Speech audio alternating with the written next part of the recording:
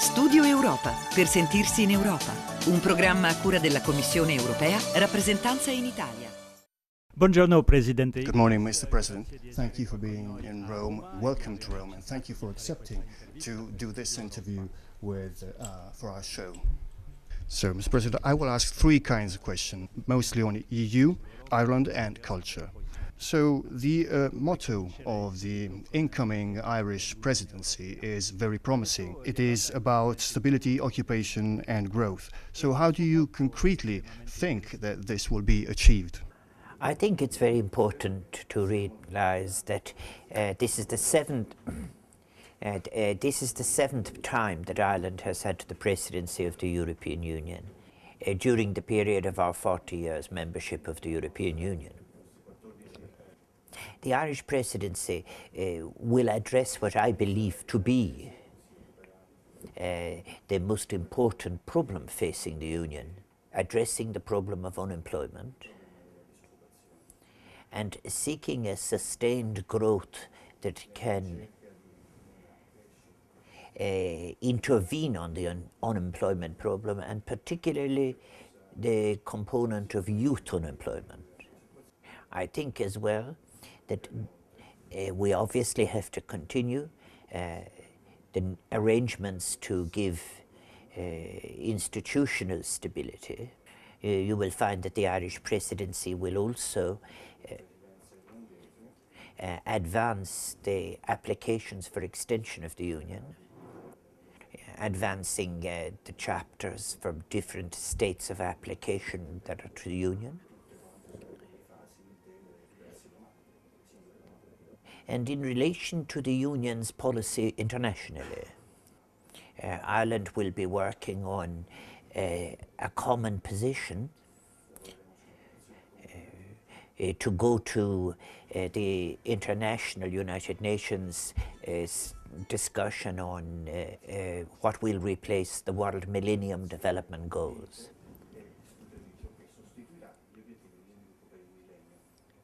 We will find, for example, that the two seminars that we hold during the presidency are on the issue of world hunger. Passando a un altro elemento, l'Europa adesso è in crisi. L'Irlanda anche. Europe is in crisis. However, you have said that people give their best in terms of creativity in challenging times. So do you think this will be the case also in the current European crisis? I will be in France in about 10 days' time. And I will be returning to a theme that I spoke about at the London School of Economics.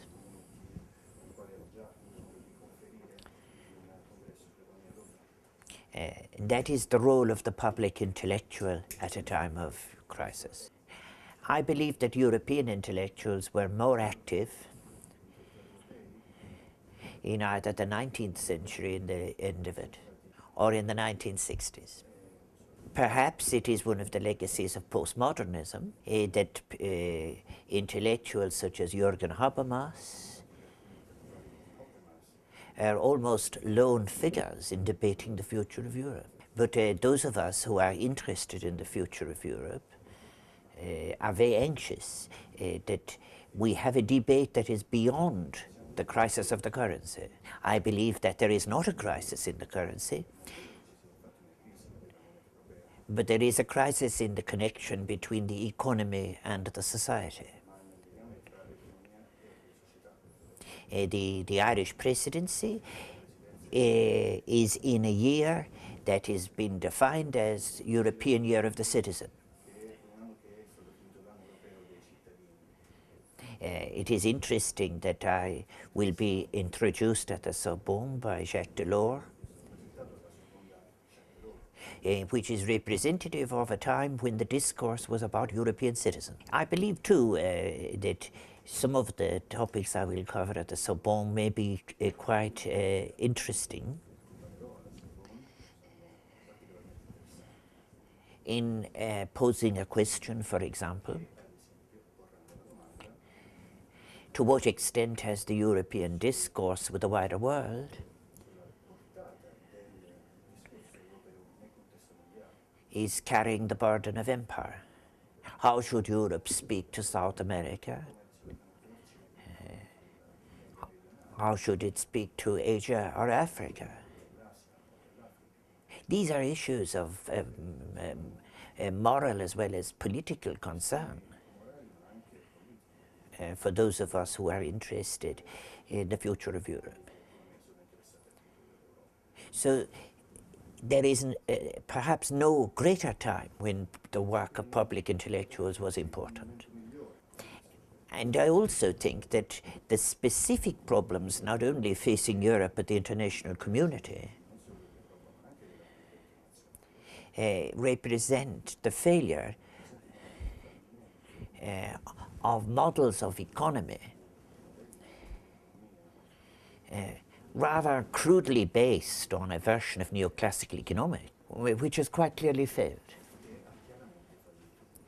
So, in my own work, I regularly see the distortion of even Adam Smith's work. So the time of this model of extreme, the time of the model of markets without regulation, or indeed of ordoliberalism, is over. It just takes time for us to get to the new place. And that is where the role of public intellectuals is so important. We must all break our silence now, in the interest of humanity. Mr. President, you mentioned the issue of European citizenship and European citizens. So do you believe there is already a European identity or that it can be built? The title of my lecture at the Sorbonne is Defining Europe in the Year of the Citizen. I believe that Europe is both diverse and at the same time there are common values that have been shared by Europeans in different circumstances. If I might illustrate,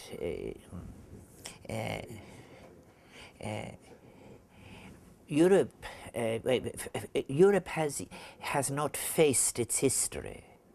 I think in my lecture I describe an accommodating amnesia about the consequences of empire and interests. And most recently I have been in Chile and Brazil and Argentina,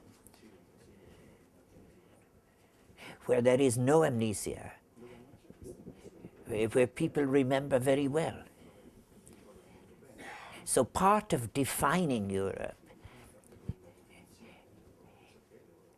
is finding a discourse that is able to say,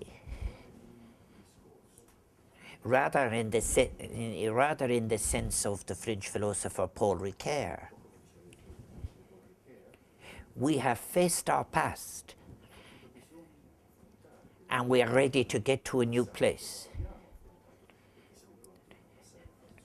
So the discourse between the continents of South America, or Asia, or Africa, is one that recognizes our shared global problems, be it of environment, or of human rights, or of forms of equality,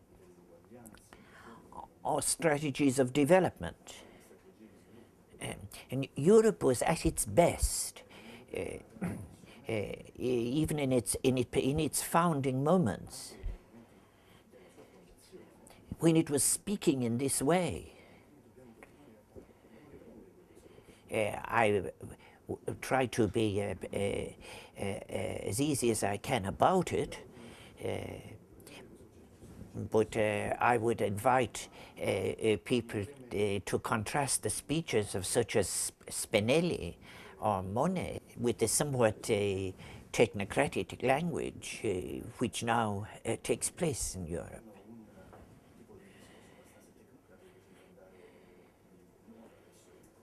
We need technocratic skills just now,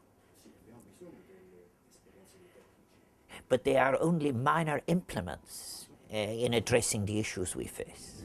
The issues are one of the mind. The issues are ones of and of the spirit. And more, I have met people who are very anxious to get to this kind of discourse. And this is not only the discourse of that is needed by citizens,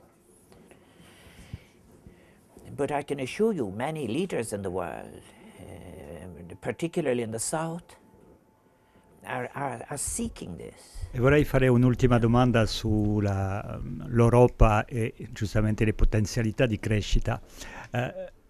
One last question about Europe.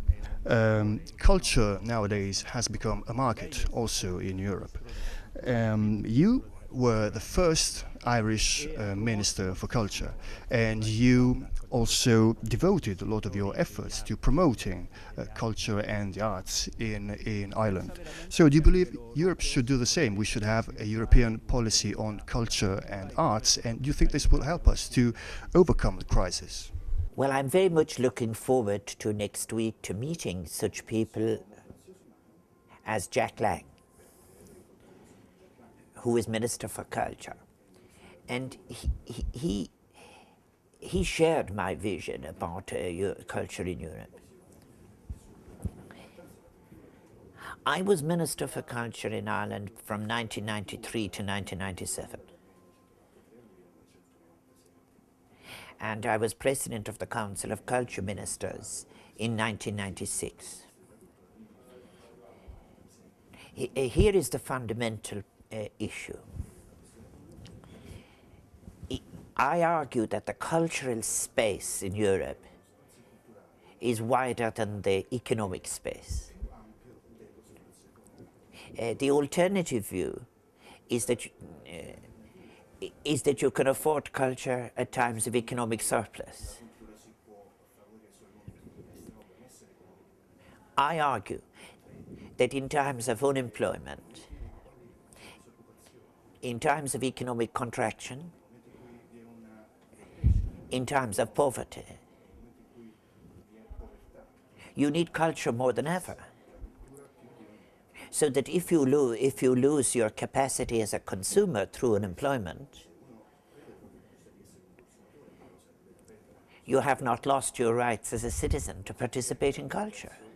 So I did a number of things in Ireland. I had a policy of access to culture through putting culture in the public space. But then I had practical strategies. I introduced policies that moved filmmaking in Ireland from a spend of 12 million to a spend of 187 million. This was because of my interest in the film industry. At the European level, I was very conscious of the fact that no country in the European Union was watching less than 95% of films made on the west coast of the United States.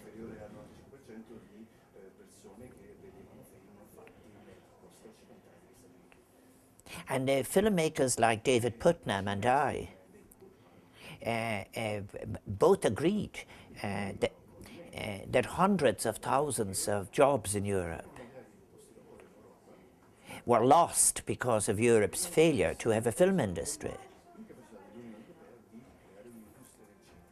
There are many aspects to this, but Europe's, the European Union and culture is a very particular historical story. It has very little reference in the founding treaties. It comes in with a little reference in the Maastricht Treaty. And then again, it is an area where many national governments wanted to keep to themselves issues of culture. And then it had a bad history. And then people imagined that the Council of Europe would do it. But it is precisely now that we need to go back again to this issue by, for example, placing economics within culture, so that economic thinking, economic policy becomes instrumental for the vision of a democratic culture. All of the founders of the European Union and those people who survive with long vision all see the importance of culture. But it is possible to get it wrong. The cultural industries are the most important industries in the world. They have not suffered any contraction. Today, between 5 and 6 million people work in this area in the European Union. But it is important to recognize that before the cultural industries yield their promise, you must have looked after the cultural space for citizens.